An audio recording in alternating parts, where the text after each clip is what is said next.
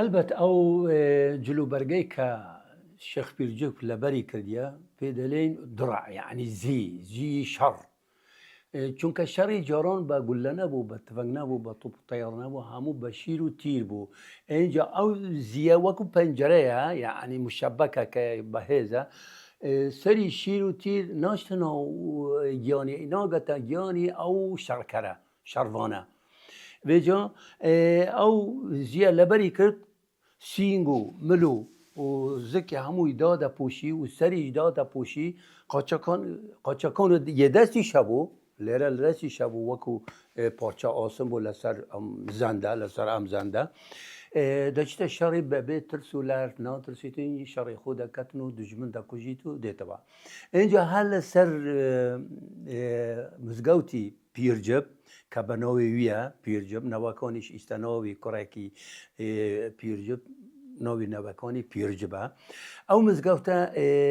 نودنگه به کانیا وک سرچاوی آو او سرچاوی آو بکار دینو بو چه؟ بو سه تشت او شتک بو دست نویش دو بو غسل را کرن چونکه آو لآکره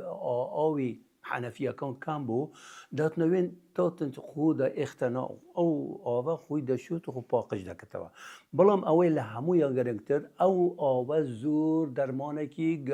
گرنگ بو کی بو او نخوشانه که تاو لرزه دیتی تاو لرزه که هاته سه چهارشنبیان بو چی سه چهارشنبیان چونکه چهارشنبی یه کردانه یه زرادشتیانه پیروز آوروجانه زور پیروزن یه مایه بمانوی نمانوی او چهارشنبیه ایمه کردانه دایکم من خوم یک کسک وکو من دیتیم و بکارینوه بدزی و لازمه بچی او بینی بومال خوب بشود سه چهارشنبه بلام لگل کسی لرگا لگل کس قصر مکی و یکسر به امال خوب او بشو او زور پیروزه او تایکه لیده چید اینجا او دیاره او آبا درمانه که تدایه او میکروبای که لسر لشی مروه ده کجیتن من هم بکارین ما مساقب ما اینجا او ایستاش پیروزه زور پیروزه بلام